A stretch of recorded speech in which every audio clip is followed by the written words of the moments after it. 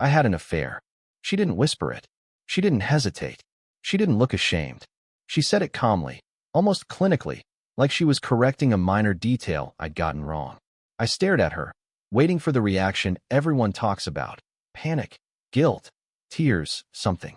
Instead, she looked relieved. When I asked how she could do this to us, she sighed and said, "I can't undo it. And I'm not going to pretend I feel worse than I do." That sentence hit harder than the affair itself. I told her this was destroying me. She shrugged and replied, "I don't know what you want me to say." No apology. No remorse. Just distance. Emotional emptiness. Like I was reacting to old news she'd already processed and moved past. In that moment, I realized the betrayal wasn't just what she did. It was how little it mattered to her. The affair broke my trust, but her reaction stripped away every illusion I had left about our marriage. I wasn't standing in front of a remorseful partner. I was standing in front of someone who had already emotionally checked out and didn't care that I was still bleeding. Before the affair, I thought we were stable. Not perfect, not cinematic, but real. We had routines that felt safe. Morning coffee, shared errands, quiet nights that didn't need conversation to feel connected. I believed that was what long-term love turned into. Comfort. Reliability. I trusted her completely. I never questioned her loyalty because I assumed it was mutual by default. When problems came up, I handled them the way I thought a husband should. I showed up. I listened. I adjusted. If she seemed unhappy, I assumed it was temporary. Work stress. Life pressure. I believed effort could fix distance. I believed commitment meant staying even when things weren't exciting. What I didn't see then was that while I was maintaining the marriage, she was slowly disengaging from it. I was investing in something she had already started letting go of. I thought we were moving forward together, but we were standing in two very different emotional places, and only one of us knew it. The changes didn't arrive like alarms. They slipped in quietly, disguised as normal life. She started spending more time on her phone, always angled away from me. Notifications muted. Smiles that appeared and vanished before I could ask why. When I tried to engage, her responses felt delayed, like I was no longer her first thought. I told myself everyone needs space. She stopped sharing small things, the kind of details that make you feel included. Her day became a summary instead of a story. Inside jokes disappeared. When I reached for her, she stiffened, then blamed stress or being tired. I believed her. I wanted to believe her. Questioning it felt accusatory, and I didn't want to be that husband. The biggest change was emotional temperature. Less warmth. More impatience. I felt like I was constantly one sentence away from annoying her. So I adjusted. I spoke less. Asked fewer questions. Tried to be easier to live with. Looking back, those weren't compromises. They were withdrawals. She wasn't drifting with me. She was pulling away while I convinced myself it was temporary. Those subtle changes weren't harmless. They were warnings I chose to ignore. There were red flags that should have forced me to stop and ask hard questions, but I kept smoothing them over. She started going out without telling me where she was headed, coming back late with rehearsed explanations. If I asked for details, she'd accuse me of being controlling. I backed off. I told myself trust meant not digging. She compared me to other men casually, almost playfully. How someone at work was so emotionally aware. How another guy really understood women. I laughed it off, pretending it didn't sting. When she stopped inviting me places we used to go together, I convinced myself she just needed independence. That healthy couples allowed space. The biggest red flag was how quickly she shut me down emotionally. Any concern I raised was flipped back on me. You're insecure. You're imagining problems. Why are you always looking for something wrong? Over time, I learned to doubt my instincts instead of her behavior. I wasn't ignoring red flags because I was blind. I ignored them because accepting the truth felt more terrifying than denial. The first real moment didn't come with proof. It came with a feeling I couldn't shake. We were sitting across from each other at dinner, and I realized she wasn't really there. Her answers were automatic. Her eyes kept drifting back to her phone. When it buzzed, she smiled, not politely, but warmly. A private smile. When I asked what was funny, she flipped the phone face down and said, "Nothing." A little too fast. Later that night, I reached for her in bed, and she pulled away without even looking at me. No explanation. No apology. Just a quiet, annoyed sigh, like my presence itself was inconvenient. I lay there staring at the ceiling, listening to her breathe, feeling a knot tighten in my chest. I remember thinking, I've never felt this alone next to her before. That was the moment my instincts finally spoke up. Not loudly, clearly. Something was happening that didn't include me. And for the first time, I understood that whatever it was, she was protecting that more than she was protecting us. After that moment, her behavior shifted in a way I couldn't unsee. It wasn't just distance anymore, it was control. She became defensive over everything. Simple questions were treated like accusations. "Why do you always need reassurance?" she snapped once, even though I hadn't accused her of anything.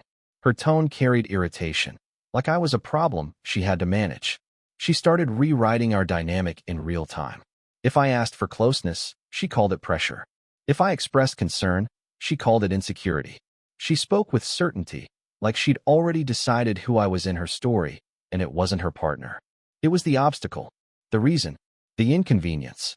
What changed most was her empathy, or rather, its disappearance. My feelings no longer registered. If I looked hurt, she looked annoyed. If I went quiet, she seemed relieved. It felt like she had emotionally unplugged, leaving me talking to someone who was physically present but already gone. That shift told me something important. She wasn't drifting anymore. She had chosen a side. And it wasn't mine. The lies started tripping over each other. Not big ones, careless ones. She'd say she was working late, then complain the next morning about how boring her free evening had been. She mentioned a coworker I'd never heard of, then corrected herself minutes later, saying she meant someone else. When I noticed the inconsistencies, she didn't clarify, she attacked. "Why are you dissecting everything I say?" she asked, irritated. Timelines shifted. Details changed. Stories reset. If I brought it up again, she accused me of forgetting or misunderstanding. "I already explained this," she'd say, even when she hadn't. Slowly, I stopped trusting my own memory. I replayed conversations in my head, wondering if I was imagining the gaps. That was the most damaging part. Not the lies themselves, but how they made me doubt my reality. It became clear she wasn't lying to protect me. She was lying because she didn't care enough to keep it straight. And every time I let it slide, she learned she didn't have to try harder. Those lies didn't confuse me anymore. They clarified everything. By the time the affair actually happened, the emotional distance was already locked in. She stopped turning to me for anything real. No fears, no doubts, no need for comfort. I found out about her life in fragments, usually after the fact, like I was catching up on a stranger's timeline. When I tried to talk about how disconnected we felt, she brushed it off. "You're reading too much into it," she said, without looking at me. There was no more emotional intimacy, no checking in, no curiosity about how I was doing. Silence replaced arguments, and at the time I thought that meant things were calmer. Now I know it meant she'd stopped caring enough to engage. I was still emotionally invested, still trying to fix something she had already abandoned. Looking back, the affair didn't begin with sex. It began the moment she chose to emotionally attach somewhere else and leave me out of her inner world. By the time I realized what was happening, I was already alone in a marriage that only existed for me. I didn't discover the affair through a dramatic confession or catching them together. It came in pieces that didn't fit until they suddenly did. A message notification lighting up her phone late at night. A name I didn't recognize, repeated too often. A calendar entry she quickly deleted when she thought I wasn't looking. My stomach sank before my mind caught up. One evening, when I finally asked her directly if there was someone else, she didn't deny it. She paused, exhaled, and said, "Yes." Just that. No shock. No fear. Like she was tired of pretending. I asked how long. She shrugged. I asked why. She said, "It happened." That was it. No apology. No explanation. What broke me wasn't the confirmation. It was how normal it felt to her. Like this was just another development she had already accepted while I was still trying to breathe. In that moment, I understood I wasn't uncovering something new. I was catching up to a decision she'd made long ago, without me. The confrontation wasn't loud. There was no screaming, no chaos. That's what made it feel unreal. I asked her to sit down, told her I knew about the affair, and waited. She didn't panic. She didn't deny it. She leaned back, crossed her arms, and looked at me like this conversation was overdue. "I figured you'd find out eventually," she said. I asked if she understood what she'd done to me, to us. She replied, "I'm not going to pretend this didn't come from somewhere." When I asked if she felt sorry, she hesitated for half a second and said, "I don't know what you expect from me." That answer was colder than any confession. It told me everything I needed to know. I realized then that I wasn't confronting a mistake. I was confronting a decision. One she'd already justified. One she'd already made peace with. And standing there, listening to her explain my pain away, I understood this wasn't a fight to save the marriage. It was the moment I finally saw it for what it was. What stayed with me the most wasn't what she said. It was how little she felt. She didn't cry. She didn't look ashamed. There was no panic in her voice, no desperation to fix anything. Instead, she looked almost relieved, like the secret was a burden she was glad to drop. "I'm tired of pretending," she said quietly. "Not I'm sorry. Not I messed up. Just that." When I asked how long it had been going on, she shrugged. When I asked if she ever thought about me while she was with him, she looked annoyed and said, "Why would I?" That question hit harder than the affair itself. It told me she had already mentally removed me from her life long before I found out. She spoke like someone explaining an inconvenience, not a betrayal. Like my pain was an overreaction she didn't have time for. In that moment, I understood something terrifying. Being caught didn't scare her. Losing me didn't scare her. What scared her was having to deal with my emotions. And that realization changed the way I saw everything we'd ever been. After that conversation, my body shut down before my mind did. I remember sitting alone in the car, hands on the steering wheel, staring at nothing, feeling like all the air had been sucked out of my chest. My thoughts were racing, but my emotions lagged behind, like they couldn't catch up to what had just happened. I wasn't angry yet. I wasn't even crying. I just felt hollow. That night, everything I'd been holding together finally broke. The images, the questions, the moments I'd ignored all came crashing in at once. I couldn't sleep. Every time I closed my eyes, I heard her voice, calm, detached, unapologetic. That tone hurt more than any detail I'd uncovered. It made me feel disposable. I blamed myself in waves. Maybe I really wasn't enough. Maybe I missed something obvious. Maybe if I'd been different, this wouldn't have happened. The worst part wasn't the betrayal. It was realizing how completely alone I felt while still technically married. That was the moment I hit bottom, emotionally exhausted and finally forced to face the truth I'd been avoiding. The shift didn't happen in one dramatic moment. It was quieter than that. It came when I realized I was still trying to pull empathy out of someone who had already checked out. I replayed our last conversation over and over, looking for a crack, a sign of regret, guilt, anything human. There was nothing there, just distance and indifference. I caught myself drafting messages in my head, imagining what I'd say to make her finally understand how much she'd hurt me. And then it hit me. I was still chasing. Not her love, but her validation. I wanted her to care, to hurt with me, to acknowledge the damage. But she wasn't going to give me that. That was the moment I stopped. I didn't announce it. I didn't make a speech. I just didn't reach out again. No more questions. No more emotional bargaining. I understood then that chasing someone who feels no remorse only keeps you trapped. Letting go wasn't about winning. It was about surviving. Distance didn't arrive all at once.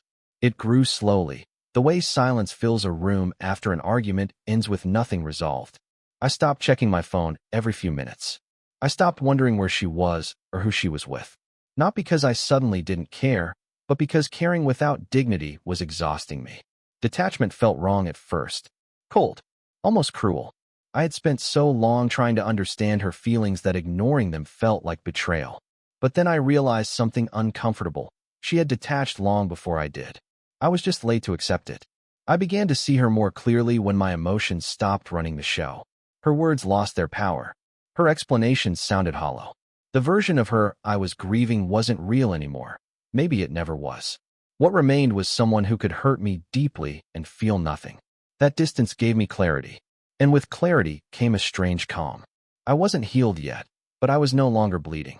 What finally broke me wasn't the affair itself. It was her reaction to it. The calm. The lack of guilt. The way she spoke as if what she did was just another event, not a choice that destroyed a marriage. That was the moment I understood something important. Remorse matters more than explanations. I spent too long asking why, hoping the right answer would make it hurt less. It never did. Because when someone cheats and feels nothing, there is no explanation that can fix that emptiness. Love without empathy is just a habit. Loyalty without respect is self-betrayal. If you're reading this and your partner is blaming you, minimizing the pain, or acting untouched by what they did. Believe what that shows you. Not their words. Their reaction. That's the truth. Cheating hurts. But cheating without guilt? That's the final betrayal.